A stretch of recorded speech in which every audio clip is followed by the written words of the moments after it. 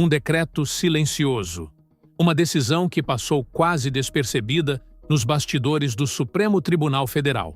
E, de repente, dois nomes que o Brasil inteiro conhece estão no centro de uma investigação que pode redefinir os limites entre jornalismo e cumplicidade.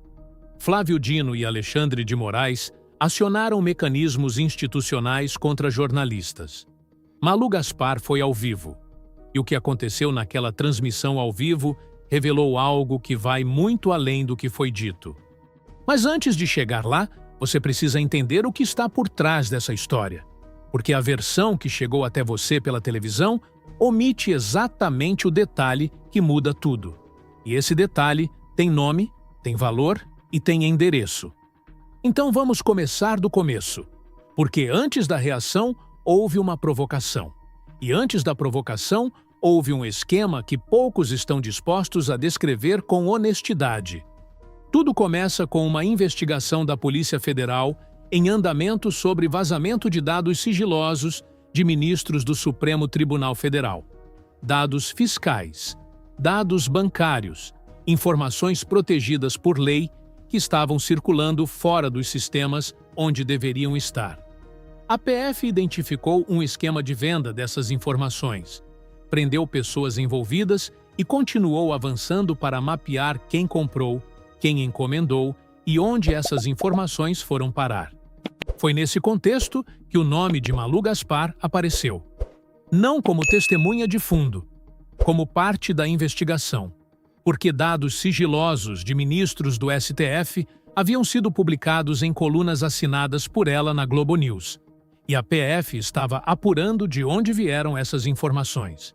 Só que tem um ponto nessa história que a cobertura da imprensa tradicional não destacou com a clareza que o assunto exige. Só um segundo antes de continuar.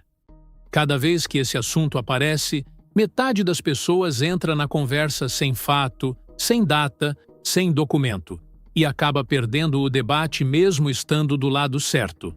Se você não quer ser essa pessoa, olha o que eu deixei na descrição desse vídeo e também no primeiro comentário fixado.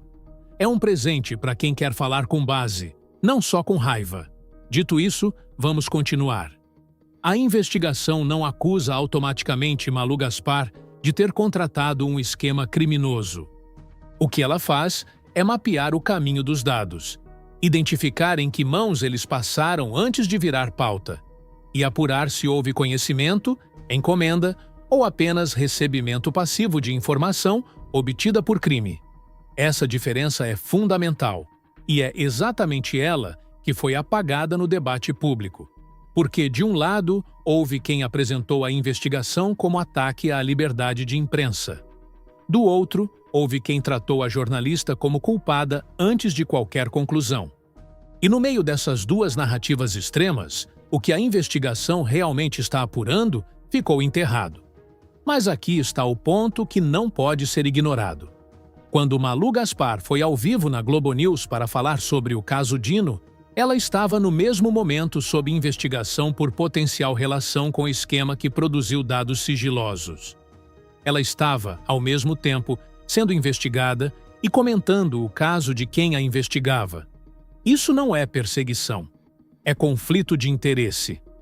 E é uma distinção que faz toda a diferença para quem quer entender o que realmente estava acontecendo naquele estúdio. A transmissão ao vivo foi intensa. Malu Gaspar invocou o sigilo de fonte, falou em liberdade de imprensa, comparou a situação a momentos históricos de censura. E o tom foi de alguém que se sentia encurralada, não de alguém que estava simplesmente exercendo a função jornalística de comentar um fato público. Por que o tom faz diferença? Porque a narrativa que ela construiu ao vivo tinha interesse direto em desqualificar a investigação que apurava exatamente o seu comportamento. E quando uma jornalista usa o microfone para atacar a credibilidade de uma investigação que a envolve, ela deixa de ser observadora e passa a ser parte interessada. Sigilo de fonte protege a identidade de quem fornece informação de interesse público. Não protege o jornalista que potencialmente recebeu dados obtidos por crime. e não impede investigação sobre a origem dessas informações.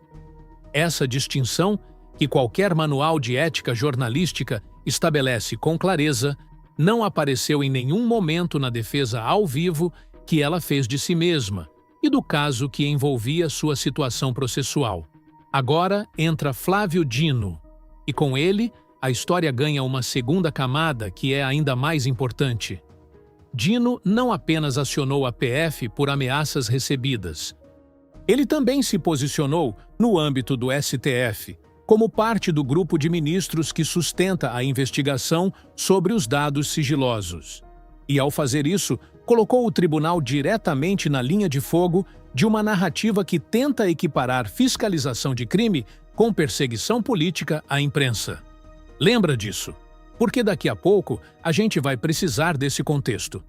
E é exatamente aqui que muita gente se perde. Lembra da indignação, mas não lembra da sequência dos fatos.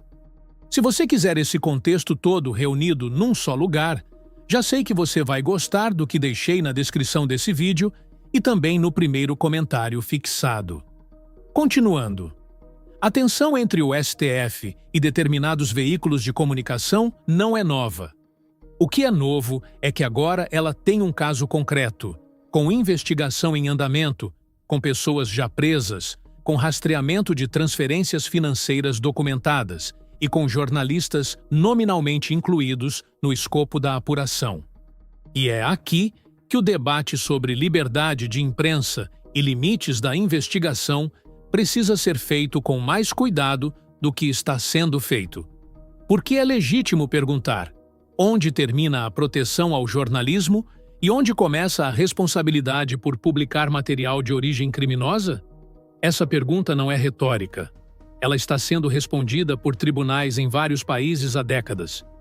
E a resposta que emerge da jurisprudência democrática é consistente.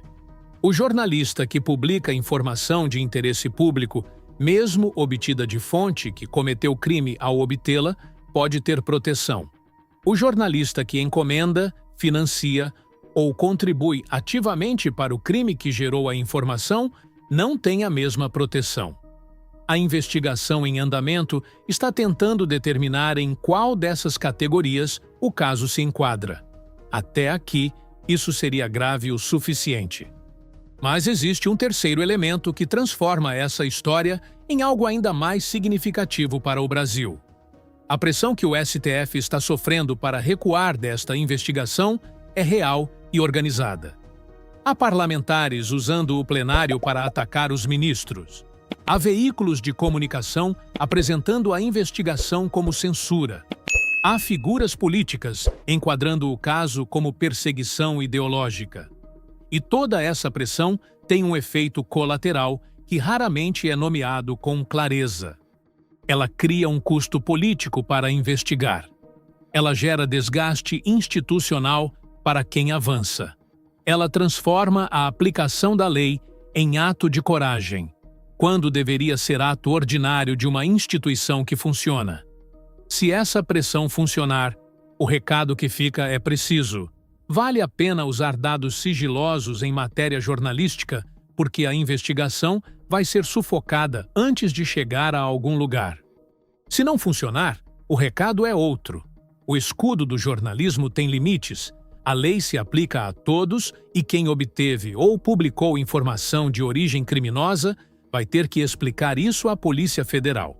Esses dois desfechos têm consequências completamente diferentes para o Brasil. E o que está sendo decidido agora vai definir qual deles se torna padrão. A investigação segue em andamento. A PF não deu sinal de recuo. O STF mantém os ministros alinhados em torno da legitimidade do processo. E os investigados, sejam políticos, sejam influenciadores, sejam jornalistas, estão diante de um nível de apuração que não depende de narrativa para avançar. Depende de provas. E as provas estão sendo reunidas. O que aconteceu ao vivo naquela transmissão da Globo News foi o momento em que a tensão entre jornalismo e investigação deixou de ser abstrata. Virou cara, virou nome, virou alguém se explicando em tempo real para um público que ainda não tinha todos os fatos. E é exatamente isso que torna esse momento diferente dos anteriores. Não porque o STF está perseguindo jornalistas, mas porque, pela primeira vez em muito tempo, o Brasil está assistindo ao vivo ao momento em que a proteção do jornalismo encontra o limite da lei. E esse encontro está sendo feito não por decreto político, mas por investigação criminal com indícios concretos, pessoas presas e trilhas de dinheiro documentadas. Nada está resolvido. Os próximos passos da PF vão determinar o que exatamente Malu Gaspar sabia, quando soube e qual foi o seu papel no fluxo das informações sigilosas. Vão determinar se houve infração à lei ou apenas imprudência. E vão definir, na prática, onde o Brasil coloca a fronteira entre proteger o jornalismo e responsabilizar quem usa o microfone como escudo contra a investigação legítima. Essa fronteira ainda está sendo desenhada. E o que vier a seguir vai dizer muito sobre qual tipo de país o Brasil quer ser. Uma última observação antes de ir. Quem acompanha esse tipo de conteúdo sabe que o debate muda rápido, a narrativa muda rápido, e quem não se organiza acaba ficando para trás. Hoje você entende. Amanhã pode precisar explicar. Para não depender só da lembrança, eu deixei um presente na descrição e também no comentário fixado. Até o próximo vídeo.